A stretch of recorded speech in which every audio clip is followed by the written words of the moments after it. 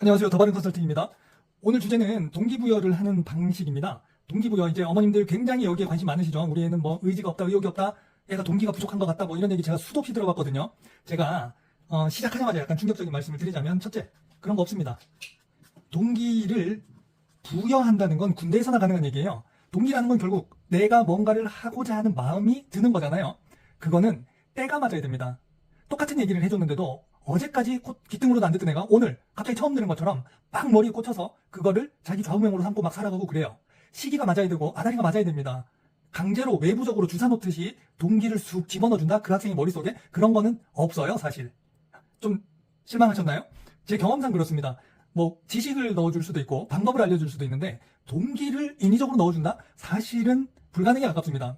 제가 오늘 말씀드리려고 하는 건 동기를 외부에서 넣어주는 게 아니라 만날 찬스를 높여주는 방법이에요. 누가 만약에 내가 동기부여의 신이다, 너한테 동기를 주겠다 이런 얘기 한다면 반쯤 사짜라고 생각하시는 게 좋습니다. 이거 학원생들도 제일 싫어해요. 학원에서도 어머님이 상담 오셔가지고 뭐 애 동기부여 좀 해주라 이런 얘기 하잖아요. 경험이 좀 있는 쌤들은 딱 싫어합니다.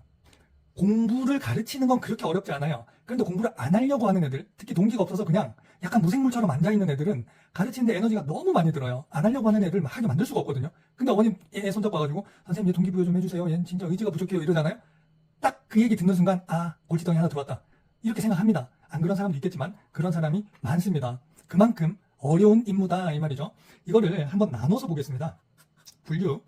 분류와 대응 방식입니다. 첫 번째, 동기가 없는 이유 중에 가장 첫 번째는 지식이 부족한 경우가 있습니다. 학생이 아는 게 없어. 아는 게 없으니 뭐가 있는지 알아야, 이 뷔페에 무슨 음식이 있는 줄 알아야 그 중에 내가 먹고 싶은 걸 떠올 거 아닙니까? 가서 한번 훑어봐야겠죠? 그래서 간단한 방법이 있습니다. 국립종합대학 홈페이지 들어가세요. 왜 하필 국립종합대학이냐? 가장 학과가 많아요. 비인기 학과, 뭐 좀 비실용적 학과들은 지금 통폐합되거나 없애는 분위기인데 국립종합대학들은 함부로 그렇게 없애지는 않습니다. 순수 학문을 위한 과들도 계속 유지를 하고 있어요. 국립종합 홈페이지에 홈피라고 있죠, 옛날에. 홈피에 같이 들어가서 과들을 살펴보세요. 클릭하면 자세히 설명되어 있습니다. 학과 탐색을 하라는 뜻입니다.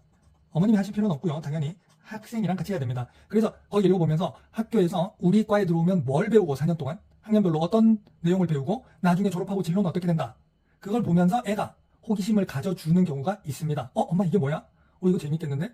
근데 이거 나오면 이거밖에 못해? 하는 식으로 관심을 가져줄 때가 있어요. 그럼 그쪽으로 좁혀서 점점 더 들어가주면 됩니다. 여기서 약간 요령을 말씀드리자면, 과가 엄청 많아요 생각보다. 이거 다 보는데 시간이 많이 걸리거든요.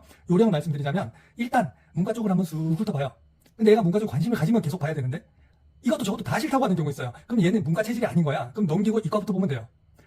뭐 예를 들어서 이과 중에서도 그 무슨 대학이라고 갑자기 생각이 안 나네요. 공대 쪽을 두세 개를 싹 봐요. 근데 애가 전혀 흥미를 못 가져. 그러면 일단 공대를 스킵하고 자연과학대를 한번 보여준다. 이런 식으로 좁혀가는 방법이 있습니다. 근데 여기서 팁 하나 드릴까요? 팁. 뭘 좋아하든 애가 뭘 좋아하든 간에 그냥 주십시오. 이거 어머님들이 좀 욕심 부리는데요. 나는 메디컬 갔으면 좋겠어. 아니면 나는 경영 갔으면 좋겠어. 그런데 애가 산림 해양에 관심 가지네? 환경에 관심 가지네? 그럼 바로 머리 아프죠. 이거 나와서 먹고 살 수도 없는데 애가 왜 이런 거 좋아해? 그러면 그때부터 또 설득해. 애야 그건 안 되고. 그럴 필요가 전혀 없어요. 왜냐하면 아이들의 목표나 꿈은 시시각각 바뀝니다. 목표가 있냐 없냐가 중요한 거지. 있는데 그거를 굳이 바꾸려고 하다가 엄마 언제는 목표 없어서 뭐라 그러더니 있다고 하면 또 엄마 마음대로 바꾸라고. 됐어 그럼 엄마 마음대로 정해. 이렇게 돼버리는 거예요. 어차피 놔두면 자연스럽게 바뀝니다. 억지로 계도하려고 하면 안 된다. 이해되시죠? 자, 두 번째, 아이가 매력을 못 느끼는 경우가 있어요. 세상에 매력 있는 게 없다고 생각하는 거예요.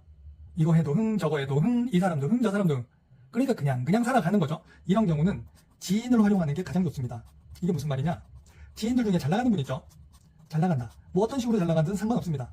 돈을 많이 버는 사람일수록 좋겠죠. 왜냐하면 요새 애들 돈 버는 것에 관심이 많습니다, 생각보다. 왜냐하면 본인이 가지고 싶은 물질적인 것들이 많기 때문에 엄마들한테 몇 번씩 그 얘기 다 듣거든요. 그건 너무 비싸. 엄마 그 정도 사줄 돈 없어. 이런 얘기 듣고 자라거든요. 그러니까 자기가 나중에 돈 벌어서 지 마음대로 쓰고 싶다는 생각 많은 학생들이 합니다. 그러니까 애가 선망의 대상으로 삼을 만한 잘 나가는 사람, 바꿔서 얘기하면 돈 많이 버는 사람을 섭외하세요. 그래서 미리 주십시오, 원고를. 그 사람이 딱 만났는데 야 공부할 필요 없다. 아줌마도 공부 잘 못했거든? 근데 뒤늦게 내가 관심 생긴 거 열심히 해가지고 지금만 한 달에 2점 벌어. 이런 식으로 얘기하면 애는 그날부터 공부 때려쳐요. 진짜 안 합니다. 그거 뒤집는 게 정말 쉽지 않아요. 지인들이 헛소리하면 이게 파급력이 엄청나거든요. 원고를 줘야 돼요. 원고에는 당연히 중고등학교 때 열심히 한 게 내 지금의 모든 자산을 형성했고 뭐 내 삶의 원동력이고 내가 그때 공부 안 했으면 난 지금 좀 망했을 거야. 이런 얘기를 자연스럽게 해주도록 원고를 짜야 됩니다. 이 지인은요. 일단 외모가 훌륭해야 돼요. 여기서 외모 훌륭하다는 건 솔직히 잘생기고 예쁘면 제일 좋지만 그 자체보다는 잘 꾸며야 돼요. 화려하다거나 아주 깔끔하다거나 뭔가 하여튼 애들이 보기엔 멋있어야 돼요. 그러니까 똑같은 브랜드라도 브랜드가 바뀌어서 잘 보이는 옷을 입는 게 좋습니다. 애들 은근히 속물이거든요. 외모가 훌륭해야 되고 그 다음에 따뜻해야 돼요. 애들이 자기 잘 모르는 사람 엄마 친구라고 만난다. 뻣뻣하잖아요. 긴장하거든요. 따뜻하게 잘 들어주면서 내가 써준 원고를 싹 집어넣어 줄 수 있는 그런 전략을 짜셔야 돼요. 이게 얼마나 웃기냐면요. 제가 컨설팅했던 사례인데 학생이 공부를 잘해요. 근데 안 해. 공부 잘한다는 거죠. 성적이 좋다는 거죠. 근데 딱 지가 생각하는 만큼만 하고 그 이상 공부를 안 해. 그 엄마 아빠 속 터지는 거예요. 근데 이 학생은 그때 그냥 대놓고 말씀드리겠습니다. 경신 중에서 한 8% 정도 했어요. 잘하긴 잘하는데 완전 탑클래스는 아니었단 말이죠. 근데 얘는 시간이 남아 돌아요. 이 8%를 하는데 노력이 얼마 안 들기 때문에 요 정도만 하고 나머지 시간에 게임하고 노는 거예요. 근데 엄마 아빠는 얘 공부 더 열심히 했으면 좋겠다. 제가 놀란 게 뭐냐면 얘는 자기가 의사가 될 거라고 믿어 의심치 않더라고요. 자기는 이미 의사야. 의대 가는 것 정도는 쉬운 일이야. 왜 그렇게 생각하나 봤더니 이 학생 부모님이 전부 의사예요. 그러니까 집에서 엄마 아빠 맨날 보는 거야. 근데 우리 엄마 별거 아니거든. 우리 아빠도 별거 아니야. 집에서 방귀 뀌고 막. 근데 이 사람들도 의사가 됐어? 난 당연히 의사 아니야? 내 이 정도 공부해서 이상적이면 엄마 아빠보다 내가 잘하는 것 같은데 이런 생각을 하고 있는 거예요. 엄마가 뭔 잔소리를 하고 해도 공부 양은 안 늘리네. 그런데 제가 이걸 추천했거든요. 그래서 엄마 아빠 후배 중에 가장 외모가 수려하고 말을 잘하는 사람하고 카페에서 만난 거예요. 이 아이하고. 그래서 막 그냥 엄마 아빠랑 수다 떨어. 야 우리 대학 때 맞아 그 교수님 뭐 이런 얘기 막 의대 스토리 이런 거 일부러 얘 들으라고 멋있게 그거 힘들었는데 우리가 그렇게 했었잖아 막 이런 얘기하고 지금 소득이 높은데 이거를 다 쓸 시간이 없을 정도다 막 이런 얘기 속물적인 얘기죠. 그거 끝나고 와서 얘가 갑자기 그 다음날부터 눈빛이 달라졌답니다. 애들은 이런 존재예요. 자기 엄마 아빠가 의사인데도 엄마 아빠 말을 안 듣다가 엄마 아빠 후배한테 확 빨려가지고 그 다음날 또 공부를 하는 거예요. 이게 청소년입니다. 그래서 지인을 활용하는 게 의외로 효과가 있는 경우가 있다. 그 다음 아이들이 현실감이 없어서 동기를 못 갖는 경우가 있습니다. 이게 무슨 말이냐. 요새 애들은 전부 뽀시럽게 자랐죠. 이거 표준어인지도 모르겠네요. 뽀시럽다. 부족한 게 없어요. 어릴 때부터. 그러다 보니까 애들한테 한번 물어보세요.